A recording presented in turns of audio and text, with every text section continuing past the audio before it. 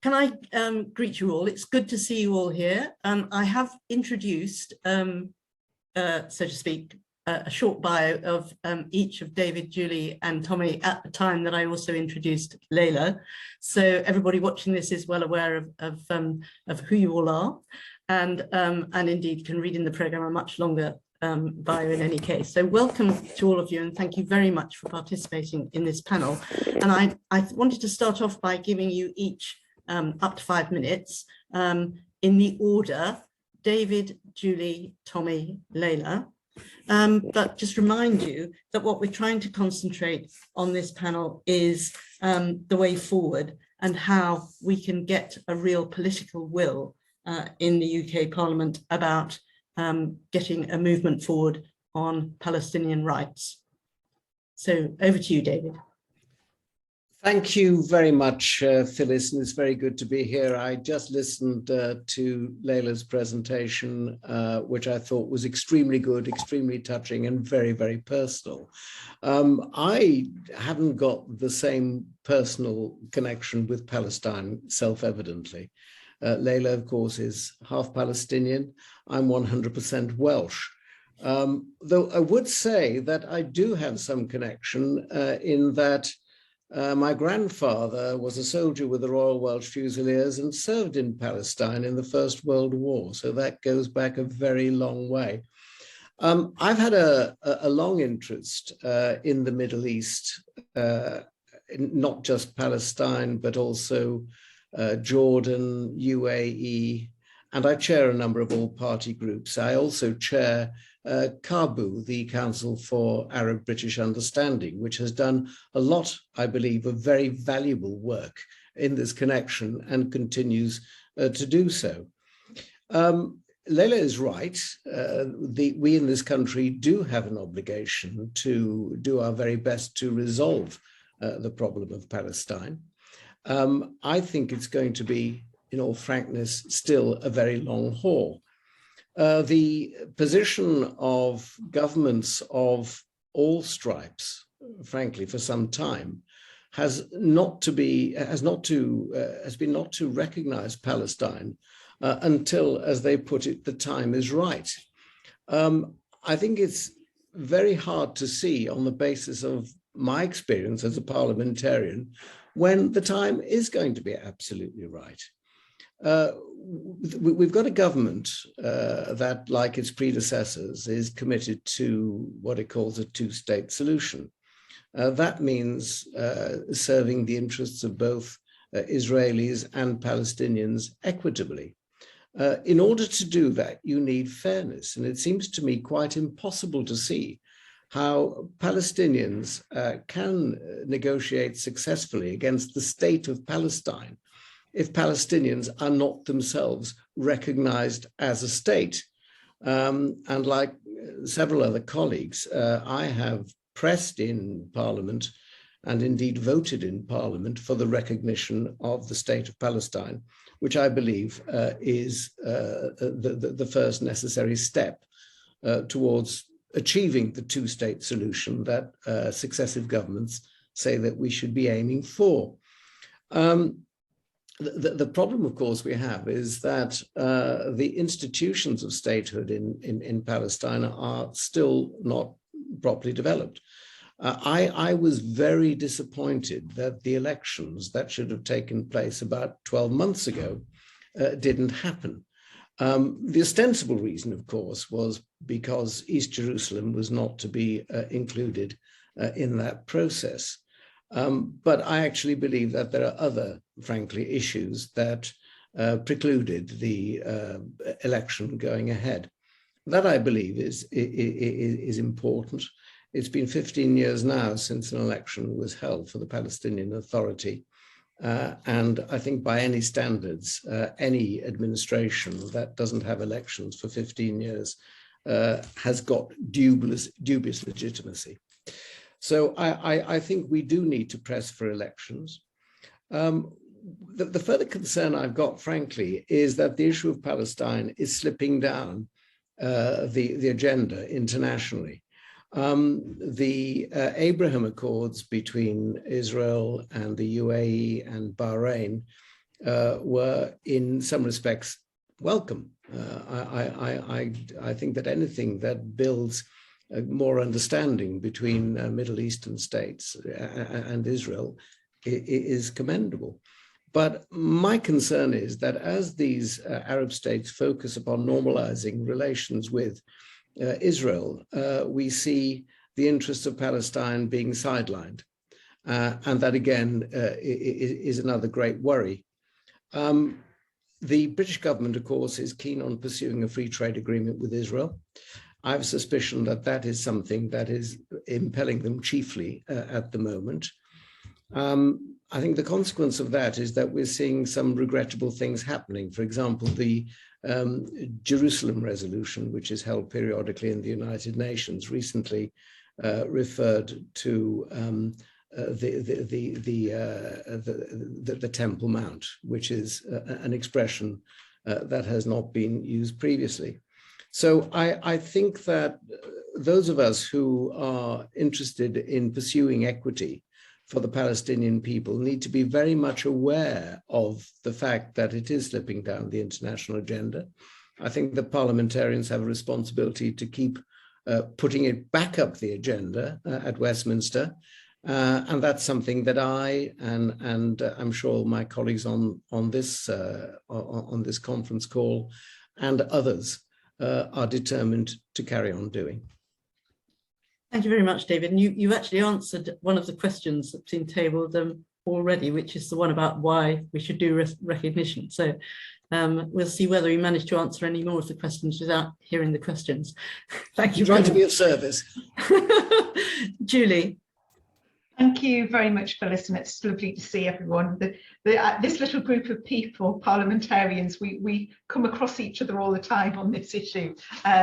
It's lovely to see everyone, and it's a real pleasure to be here in this conference organised by the Balfour Project, which does so much good work in highlighting the issues and highlighting our historical responsibility, which I think we can't overemphasize how important it is that we remind everyone of that, because although it isn't us as individuals, it's people that were here before us, I think as a country we do have historic responsibility. And I think to look forward, we have to look at what we can do as parliamentarians. And for me, that's about keeping this issue on the agenda as much as possible, and looking for opportunities in Parliament to raise the issues and to go through the issues. And we recently had the backbench business debate on recognition of Palestine, which David took part in, that was a good debate. There was very little dissent, to be fair, in the speeches that were made, but the government was, as ever, saying, yes, we will recognise the state of Palestine, but at a point that we feel it's best to do. And as David said, it's about equalness and fairness, and it's almost a starting point. It's not a huge step forward to recognise the state of Palestine. There shouldn't be any disagreement about it, and it should have happened yesterday, not today or tomorrow. And I think, as a Labour politician, our position is very clear that we will recognise it, Palestine, if we form a government. That's a whole other question, if we form a government. But it's very important. And the other thing that I think is always important to recognise when we're discussing this issue is, there is, again, no disagreement between the political parties about everybody talks about two-state solution. But every day that passes, that two-state solution, in my view, becomes more of a far-off objective, because every day the status quo is not really the status quo. Things are getting worse every day, with more building of more settlements, more permissions being given, more roads going round, and different roads in the occupied territories, and all of these things happening on a constant basis make that two-state solution a further off prospect. And where we are at the minute is there is just no peace process going on. So I think we have to we have to, as I said at the beginning, raise the issue as often and as much and as loudly and as broadly as we possibly can. The Queen's speech last week raised some alarm bells, I think, for those of us who are very interested in the Middle East and the peace in the Middle East, with the announcement of a boycott, divestment and sanctions bill, the detail of which at the minute we don't know, but it worries me. And I think that's one of the things moving forward that all of us have to keep a very close eye on, because we can't let the government blur the lines between Israel and the illegal settlements, because there is a very clear distinction, and we can't blur and get rid of that 1967 green line. It is hugely important, and my fear is that that bill might be one opportunity, almost through the back door, is just one of the things it's doing, that may try and do that. So I think that's something that as parliamentarians we have to keep a very close eye on that. The other thing that which has happened in recent months is the number of reports describing the situation in the occupied territories as a type of apartheid. The rapporteur Michael Link, which I think he's spoken to this conference already, brought out a very significant report recently, but that's following a number of others from Amnesty and other very well-respected organisations. And again, I think we need to raise the issues raised in those reports, because they're very, very thorough, significant reports about what's happening on the ground and what the situation is. And it's my personal view that these reports are absolutely correct. I've only visited the area once, but when I did visit, there is absolutely no doubt in my mind that people living side by side are not only living under different laws and different conditions, but have different roads, different schools. It's just completely different ways of life and living under different rules. So as I say, I think it's for me, it's about raising the issue at every opportunity, keeping it on the agenda. Sadly, I agree with David that in recent years, I think it has slipped down the agenda, not just in the UK, but in the world. We've got to make sure that it goes up the agenda. I also agree with David that, the elections are absolutely essential amongst the Palestinian community in the occupied territories, because elections that took place so long ago as 2006 have very little legitimacy. And I think finally I want to end by, only this week we had the urgent question from our front bench on the appalling killing of Shireen Abu Akleh, and really putting the spotlight to government of the importance of that being independently investigated and the brutality of what is going on a daily basis. And sadly, as we sit here in Westminster, we know that Shireen is not the first journalist to die reporting what is going on, and I doubt if she'll be the last. But what we can do is keep pressure on our government and the international community to make sure that that is investigated properly, and the people who are found responsible are actually held to account for their actions. And I think that's where the power of being in Parliament is, that we do have a platform, we do have a voice in a way that others don't, and I think we must use it at every opportunity. And I'll leave it there. Thanks very much for this. Thank you very much, Julie. Tommy. Thank you, Phyllis. Like David and Julie, I have no personal connection to Palestine. I became involved initially in this issue in the late 70s at university because a couple of Palestinian students were, I became friendly with them and got talking to them. And it struck me then, and it has struck me for all the decades in between, that this is just the most egregious and long-running denial of human rights in the world. And that is why when I entered Parliament in 2015, whilst all of us are concerned about many things, particularly in international sphere, I decided that I would prioritise this particular issue better to try and put your effort into one or two things and hopefully achieve something than to support every cause in the world and get nowhere. So that's why I'm here, and I'm delighted to accept the invitation from the Balfour project. And I want to start where Julie left off, actually, with the killing of Shireen Abu Akleh. I mean, because it seems to me that not only her murder, but the attack by armed police on the funeral procession demonstrates a degree of self-confidence amongst the Israeli authorities and the Israeli political establishment that is new, actually, that is new and is robust and is quite enduring. And I think it has come about through a long process of other countries not standing up and not criticizing where criticism's due, or of making half-hearted, platitudinous criticism and not doing, and apart from that, not actually taking any concrete action. So the Israeli authorities know that their actions are consequence-free. And if they can do what they did to that funeral cortege with the world's media actually watching, imagine what they can do behind closed doors, as it were. And so I find the situation today extremely worrying. And I suppose, I mean, like David and others, I like the idea of a two-state solution. You know, it's a nice idea, and by that I mean two pluralistic democratic states living in harmony with each other, with different traditions and focus, perhaps, but still each of them being democratic, being pluralistic, and being respectful of the other. I don't mean two sort of camps with daggers drawn and living in tension with each other.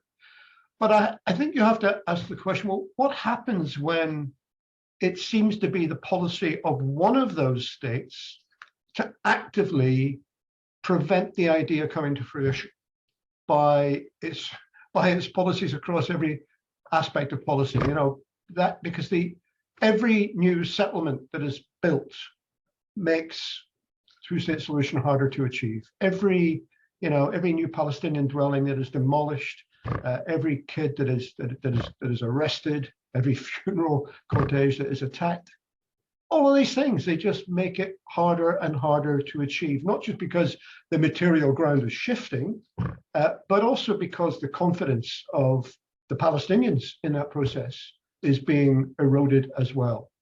And I just think, you know, perhaps it is time to actually say that, well, the world needs to be looking at other alternatives as well. And we need to actually be focusing much more on Israel's responsibility as a government to not just its own citizens within Israel proper, but to the people and the civilians that live within the territories which it militarily occupies and militarily administers. And that's why I believe that the reports from B'Tselem, Amnesty, and others in terms of the apartheid dimension to what's happening are extremely important. And this isn't a matter of just using labels and saying, oh, Israel's an apartheid state. It clearly isn't. But it is a matter of saying that the legal definition of apartheid, when you look at the evidence on the ground, is met certainly in the occupied territories, because the manner in which people are dealt with, the justice that they receive, the life chances that they receive, pretty much everything about their life is conditional upon who they are and the community that they come from. And there are two administrations at play. One that relates to what happens if you are citizens of Israel, another what happens when you're a Palestinian. And that is manifestly wrong and contrary to every human rights paradigm that has been established, since the United Nations was founded. And it worries me also that Israel is now so confident in having de facto immunity from its actions that it feels able to push further and minimize more space. And let me just give a couple of examples of this. I mean, the suggestion in the Queen's speech that there should be a bill to outlaw ethical investment decisions by public bodies is, I think, it's not something that would have come to fore a decade ago or 20 years ago. It's coming now because it's being pressed for by supporters of Israel who want to focus on the BDS movement. And it seems very important to me that working cross-party, we need to ensure that the campaign against criminalizing the BDS campaign has a much wider reach than those who just support the BDS campaign itself. Because whether or not you support boycott, divestment, sanctions, the argument is, should human beings in a free society have the ability to take non-violent direct action, such as making their own purchase or investment choices, and should public bodies be accountable to their shareholders and their investors? And I have pension funds, and my brokers are instructed by me to make sure that they only invest in ethical bonds. Are we moving down a road where I will not be unable to actually give that instruction to my pension broker in the future? So it worries me that the space for debate and discourse, even in this country, is being minimized as well. And let me just give one other example of that. When we debated at the end of last year the proscription of Hamas, ministers from the government were keen to say that, oh no, this is not going to prevent humanitarian work in Gaza and all the rest. I have a situation now as a local MP where just before the recent elections, the administration in Edinburgh City Council, which is an SNP and Labour joint administration, they wanted to table an item on a council committee to discuss establishing twinning links with civil society in Gaza through academia, the health service, trade unions, cultural things like that. And under pressure from a group called UK Lawyers for Israel, the council's legal officers pulled that report from the agenda and said they were concerned that it should be discussed because it might fall foul of the prescription on Hamas.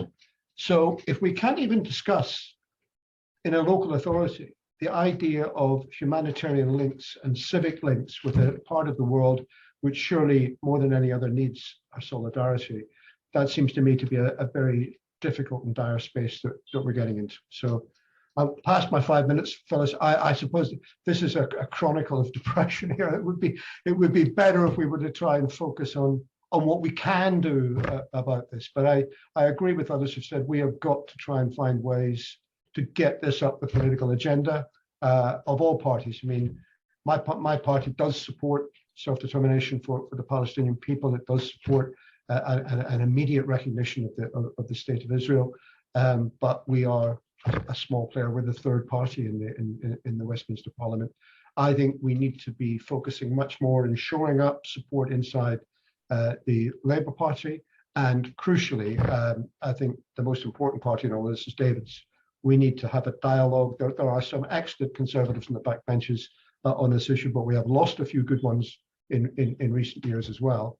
I think we need to rekindle those relationships. And my final point is that in doing this and in pledging solidarity with the people of Palestine, I think we also should be pledging solidarity with the ordinary people of Israel, because the space inside Israeli civic society for debate and discourse has never been smaller as well. And there are so many good Israelis who are active in the campaign for human rights for Palestinians and for peace in that region, whose voices are being silenced.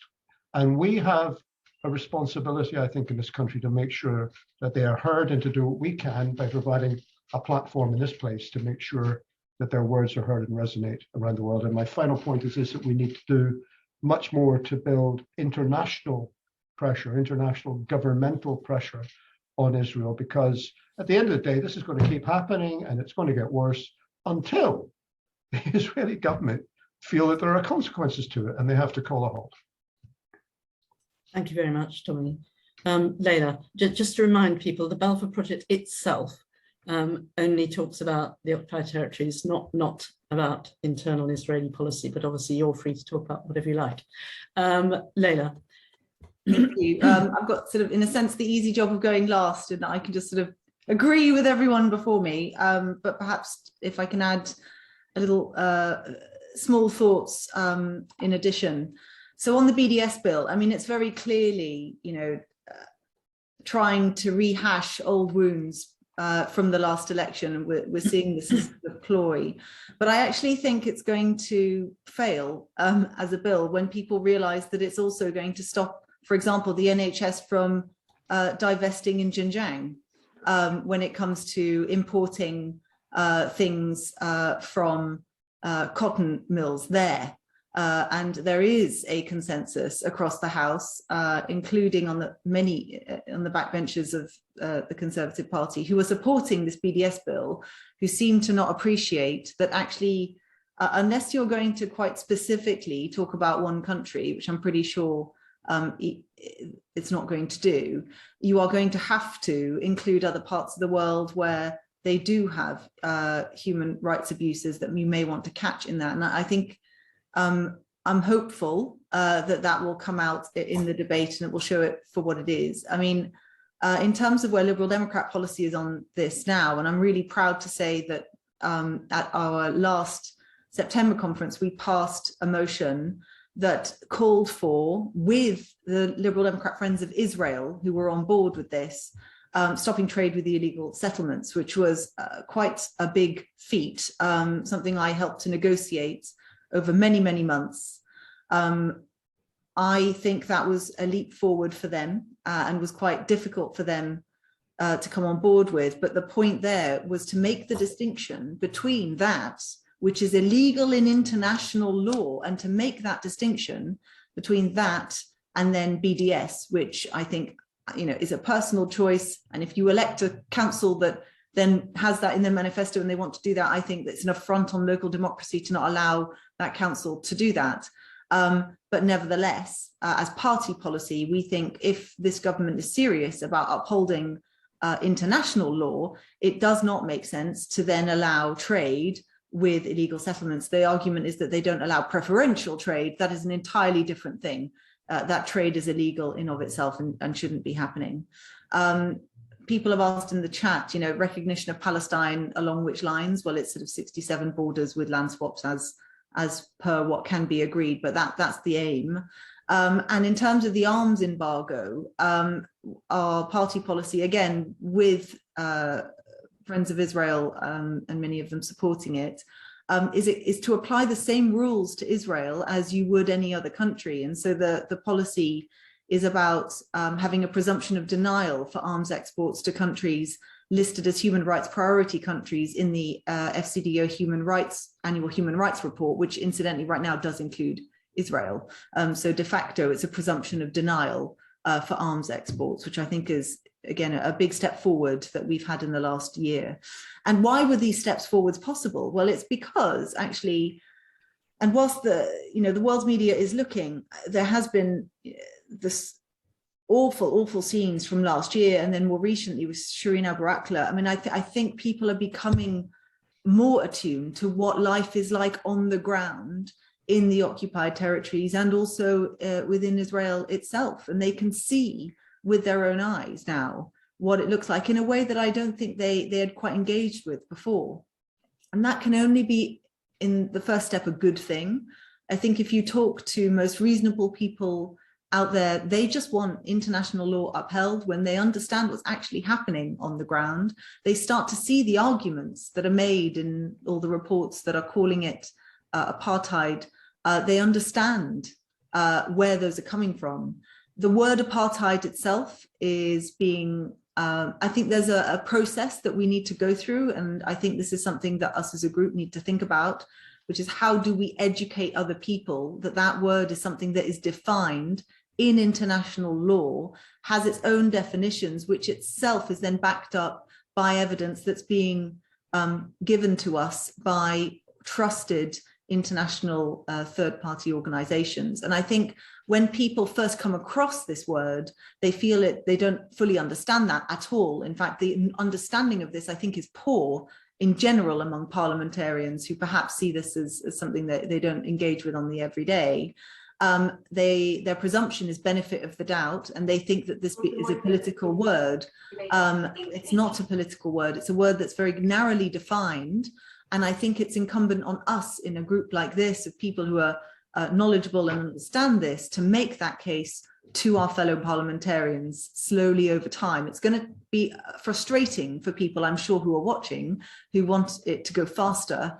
I have to say, I think unless we help to explain it to them and take the heat out of that debate so that they understand it, we're going to get nowhere. Thanks very much, Layla. There have been a lot of questions throughout this conference about Ukraine and the double standards. It was particularly marked in the panel of Palestinians just before this panel began. And I wondered, and it runs on from the remark that somebody made here about the way the government is strong on rhetoric but weak on serious action, which I'm afraid was equally true of governments when I was in Parliament as well, that the British government, the French government, the EU have all been very strong on words and extremely short on action. So it's not a new thing. But Ukraine has showed that actually governments can act very decisively in support of the rules-based system and international law because they perceive it to be in their own interest to do so. So I think what can be done to show that actually intervention in defending the rights of Palestinians is also protecting the rules-based system and international law, and is in our own interest as well as in the interests of the Palestinians and Israelis. Anyone wants to start? Well, perhaps I could just quickly say, I think the shift in stance in not supporting the International Criminal Court investigation of war crimes on the ground, and also to not vote for the standing amendment as the government normally would, I think is a big mistake, because fundamentally that undermines those institutions. And that is the argument that I think we need to make. You know, in a sense, yes, they're focusing in on Palestine. We know they're being leaned on at various points. I mean, thank God Trump's gone, but I think there is a stink of Trump that still pervades American politics, that does still influence what the British government does because of the so-called special relationship. And we have to acknowledge that that is real.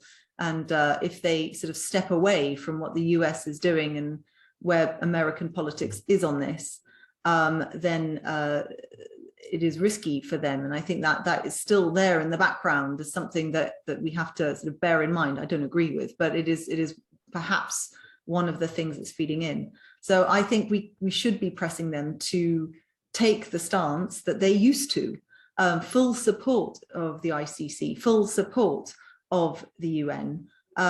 Because if we don't have those organizations, you know, those international organizations, it's us who loses. It's our rights, our own rights, that we are eroding by allowing them to be torn apart in that way. And I just don't see how people don't understand that. You know, to attack one is to attack all in the case of those organizations. David, Yeah. and can you maybe address, you know, how would you address that to your other colleagues in the Conservative Party who maybe not be quite so supportive? Well, look, if I could first mention Ukraine, I think that Britain's actions in Ukraine have been entirely right and commendable. We've got a case of unjustified aggression by a large military power. And I think that we have a duty to step in and assist those who are being persecuted that way. But of course, what that means is that you have to judge persecution in other contexts as well. I'd like to go back to Layla's point about apartheid. I think that the Amnesty report was initially regarded as incendiary. The use of the word apartheid by an organization such as Amnesty was something that I felt that a lot of people thought was really quite shocking. But as Layla says, apartheid has a defined legal meaning. It actually is something that has a meaning in law. And of course, it was echoed by the special rapporteur. So we've now got Amnesty International, the United Nations, both expressing that concern. I have to say I'm out of step with my party on this, and a few other of my colleagues are out of step as well. I have raised this issue in parliamentary questions with the Foreign Office, and they're reluctant, it seems to me, to address the issue of apartheid, even though it's an issue that has been raised by an organization of which the UK has long been a member, in fact was a founding member, which is frankly the ultimate guarantor of security and civilized standards in this world. And it doesn't seem to me that an important nation such as the UK, which is a permanent member of the Security Council, for goodness sake, can actually not pay attention to the special rapporteur when that is the finding that is delivered. The conditions that we have in Palestine are deeply worrying. It does seem to me that civil rights and human rights are being routinely violated. The Shireen Abu Akleh killing and the appalling scenes at the funeral simply serve to underline that, as indeed was the attack upon the British Al Jazeera journalist in the field who had tear gas canisters thrown at her the other day. These are issues that are happening all the time. Can I be absolutely frank? I think the big problem that we in the larger parties have got, Phyllis, is this. We have a very well-organized pro-Israeli lobby in both our parties. Labour Friends of Israel, Conservative Friends of Israel are probably the biggest individual groupings in each party.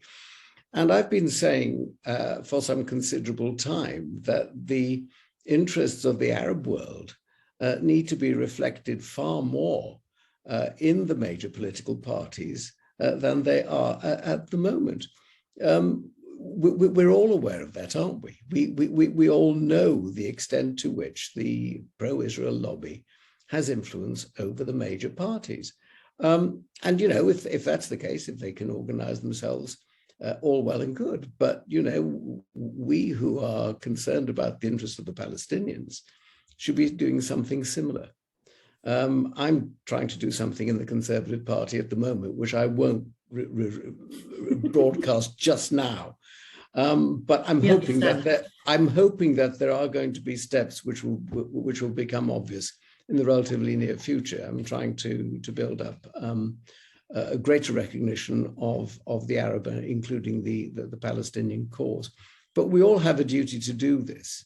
And I see that Julie's nodding her head there too. So I think that there's a recognition that we all have that political problem within our respective parties.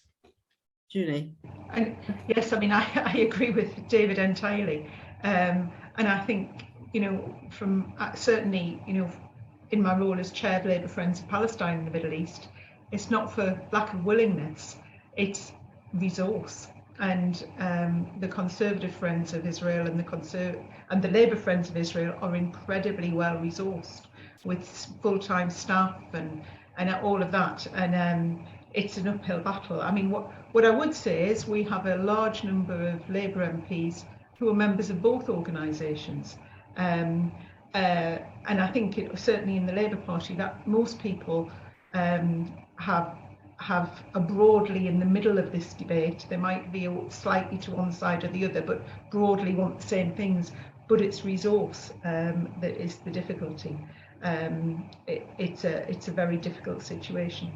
And the other thing, which I've also said in many meetings via Zoom in recent times, which is the way we all seem to have been meeting, is that it's actually, we've lost a lot of good advocates from the cause, particularly on the Conservative side at the last general election. And we are still getting to know the newer members of Parliament, because although they've been in Parliament now 2.5 years, we've only been meeting for a few months in what you would call normal ways. So we're still getting to know people. And I think how you build alliances on this issue is by personal face-to-face conversations, because there is a lot of nervousness in members of Parliament about speaking out on the issue and saying the wrong thing.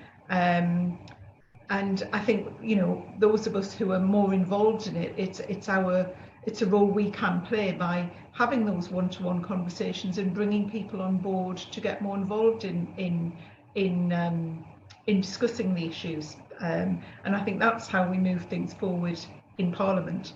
But I wouldn't for a second say it's an easy road. And I wonder if I can just take this opportunity. I noticed one of the somebody on the chat was asking about the Labour leadership and the differences from the Conservative Party in our party on this. And there are differences. I mean, Keir Starmer came very recently. We had a reception of Labour Friends of Palestine in the Middle East. He came along, he spoke, he went over the how we would recognise Palestine immediately. He also said how he supported the International Criminal Court in its investigation into war crimes, which is a clear difference between us and the government. So there are differences. But actually, I think rather than highlight the differences, I think this shouldn't really be a party political issue. We need to take people with us in Parliament from all sides, and that's how we get movement, I think, within our Parliament. It's not by highlighting the differences between the Conservatives, Labour, Liberal Democrats, the SNP. That really doesn't matter. What matters is the issue and trying to help the Palestinian people get the recognition and the equality of life and their living conditions that they absolutely deserve and should have. May I come back briefly on that, Phyllis? But Tommy hasn't. Yeah. Okay. Very briefly. Very, very briefly. I mean, I take the point that Julie just made, but I remember being equally frustrated when I was in opposition and Labour were in power. And it's something that's really rather interesting. As soon as politicians become ministers and start engaging with civil servants, their attitudes kind of change. I just make that gentle point. On many things.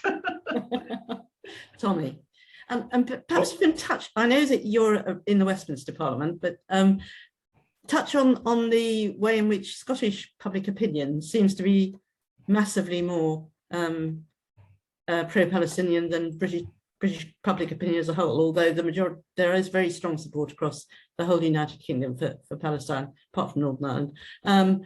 Can you maybe touch on the different climates, so to speak, in Scotland? Yeah, that's true, but I'm not entirely sure why it's true. I mean, I think it's in part the absence of any serious pro-Israel campaign or lobby group in Scotland, although just for David's information, the embassy has been doing its best to influence activists inside my own party, even though small as we are, to make sure that their point of view is put forward, and they've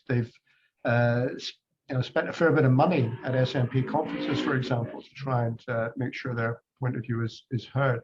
But I wanted just to comment on this dilemma that we have of trying to counteract the limited and sort of pressurized space in which we're operating, and to get people to put their heads above the parapets. I think there are a number of positive ways in which we can do this. I think the first thing is to make sure that no one defines this as a question of Jewish versus Arab or Jewish versus Palestinian. And I think we should reach out to, I think we should have more effort in reaching out to organizations inside Israel, explicitly Jewish organizations inside Israel, who are also, who share the agenda that we do, and in this country as well. I mean, I've had very interesting discussions with people like Yachad and others who are, for whom that they've crossed a barrier now. They very much want to be part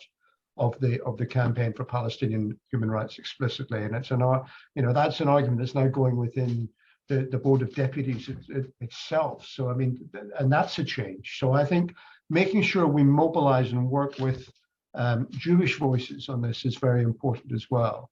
I think also framing the debate about equality and human rights is very important. I mean, it's not. I mean, Julie and I are involved in a European initiative of parliamentarians, which has the acronym EPIPE, which is European Parliamentarians for Israeli and Palestinian Equality. But it was deliberately framed in that way so that, you know, it's not cannot be seen as anti-Israel, and it's been a way to engage people who might otherwise have been put off or been scared, basically, to get involved.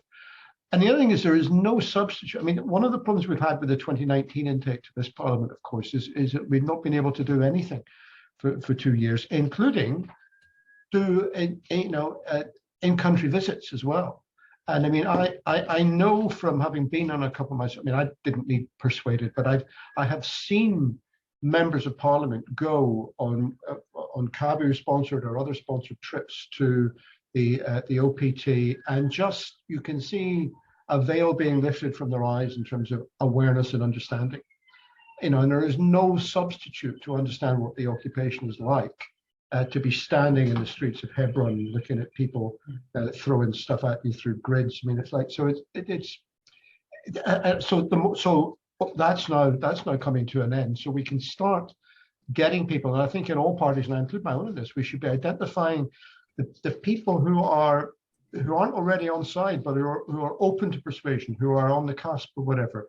They should be the people we send out in these delegations rather than those who are already convinced of the issue. And I think that will help us over the next 12, 24 months, bolster our ranks and certainly improve the understanding of the issue inside the UK Parliament. And the final point I also want to make is that, I mean, why are British governments so bad at this? Well, I mean, part of the answer to that is because they slavishly follow American foreign policy as a default.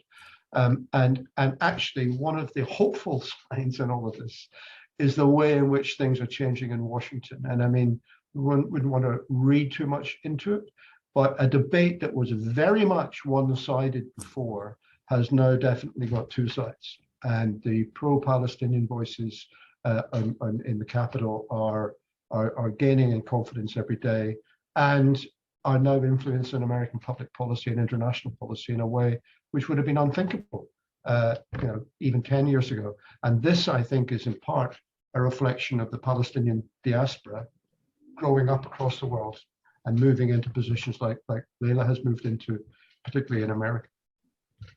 Thank you very much for those very more hopeful and positive looking forward things. Can I just raise another issue with you to close on, I think, which I was very struck by the discussion in the panel of Palestinians before this, that several of, in fact, all of the Palestinians who were there, and some of them have been in this country a long time, made the point that in their experience, that although public opinion was, really quite sympathetic to the Palestinian cause, that the institutions of this country, in their perception, were getting more and more opposed to the expression of what Palestinians really feel about the way they are oppressed by the Israelis and the fact that they are living under what is essentially a racist regime. And the apartheid reports obviously essentially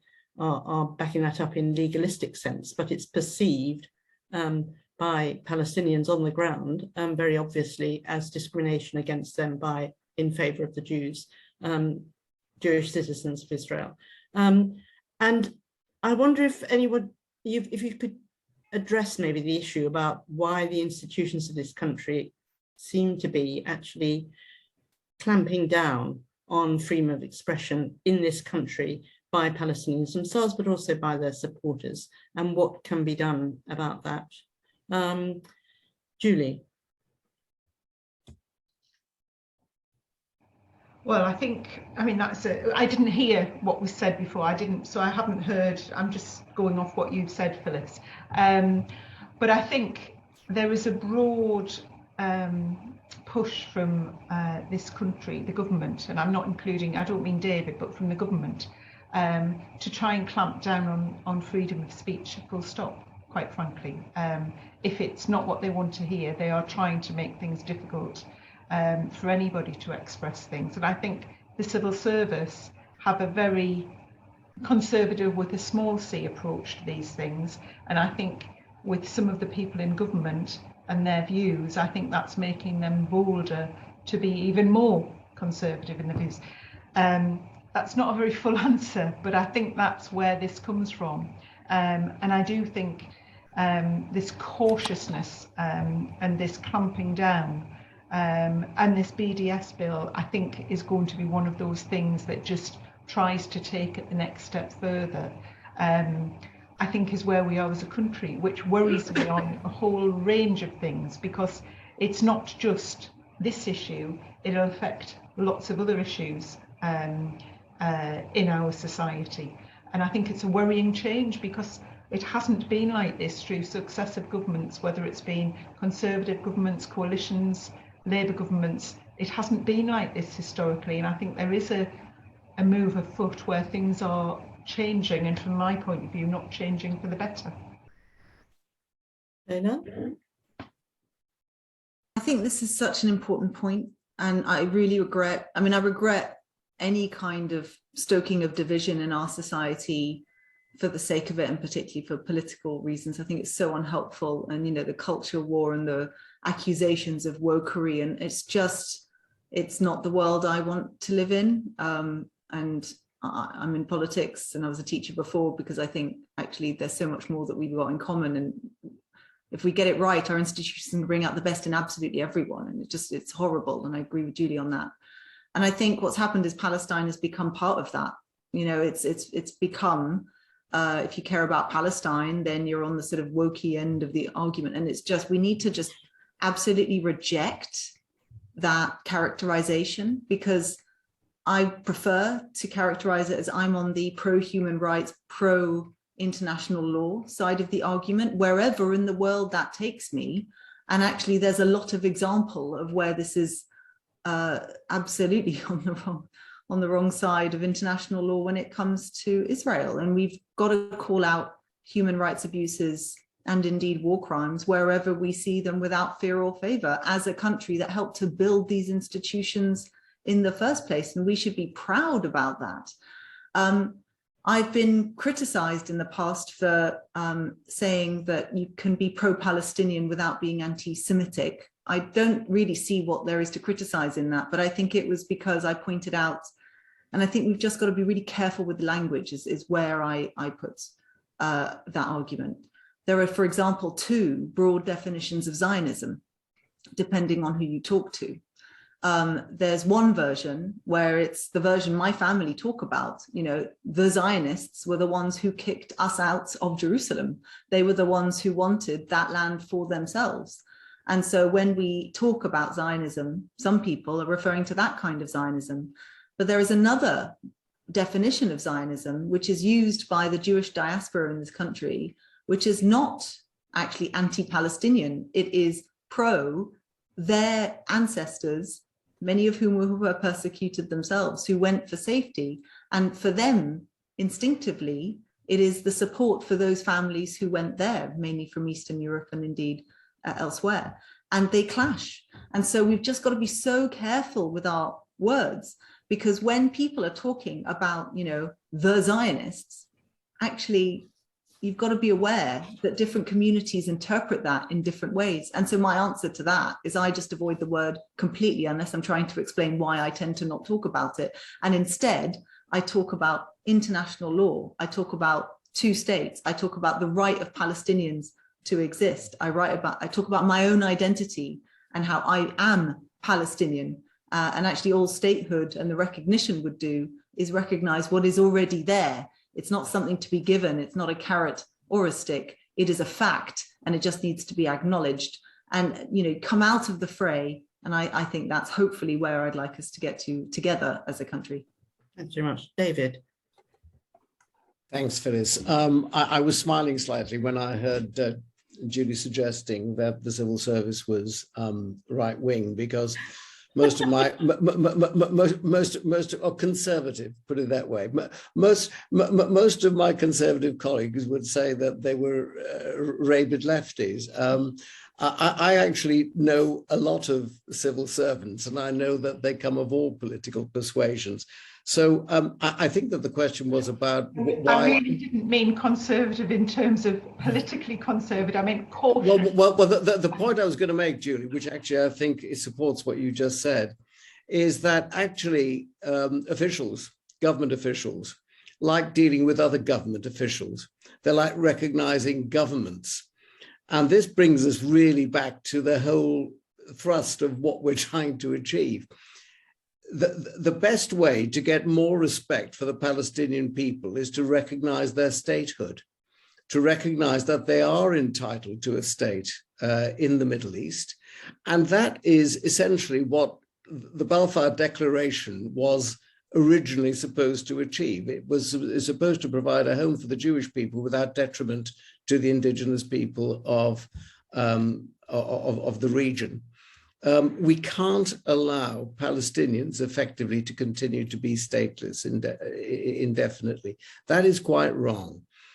I firmly believe that if Palestinian statehood were recognized, then the institutions, the government institutions of this country would be able to deal with Palestinians or Palestine far more normally, in fact, in the way that they deal with Israel at the moment.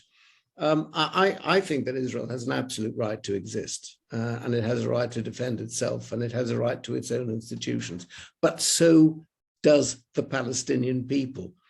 And I think what we have to achieve is to keep pressing the government to do what it says that it is going to do sooner or later, and make it sooner rather than later.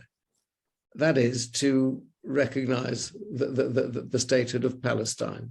That's got to be our priority. And I think that the respect that the questioners have raised would soon follow if they actually had a state that was recognized by this country as it is recognized by so many other countries around the world. Thank you very much, David. Tommy. So I think. And you have the last word. Well, your question was, I think, why, despite the fact that public opinion appears to be, sympathetic to an argument about Palestinian human rights, that the British institutions and the political class, if you like, appear to be either dumb or going backwards. And I think it's not the whole answer, but part of the answer to that has been the debate on anti-Semitism and how it's been conducted in recent years. And I think there's no getting away from that. And there's a lot of confused thinking, and a lot of people, particularly those who take a position in support of the Israeli government, have deliberately, I think, tried to equate criticism of Israel or criticism of Israeli government policy with anti-Semitism. Even that manifestly those two things are not. Even the IHRA definition says that that criticism of Israel is not per se anti-Semitic. But the fact that it's being talked about and that narrative is being developed does make a lot of people think, well, why do I want to get embroiled in this and potentially be labeled anti-Semitic? And that has led to a lot of people keeping their heads down. They've said so to me, and that's so. And therefore, part of the solution has to be to be clear about the fact that we can be against anti-Semitism and in favor of Palestinian human rights, and the two things are not mutually exclusive. And I think with every breath we need to make that clear. But I think also I would welcome the Balfour Project and others giving some scrutiny to the Jerusalem Declaration from 2 years ago, which attempted to define in much broader terms what anti-Semitism is and how to combat it, in order to allow much more space to do solidarity work with Palestine as well. So that, I think, might create a better playing field in which we can engage in the years ahead if we are able to do that. Thank you all very much indeed. And I've not fulfilled my role correctly, because we've gone over time, but I think that the discussion that we've had has been immensely valuable, and I hope you've all found it valuable to participate in it. And it gives us all a great deal of thought for the way forward. And there are lots of very positive suggestions in there about things that we can all do either inside Parliament or without. So thank you all very much indeed.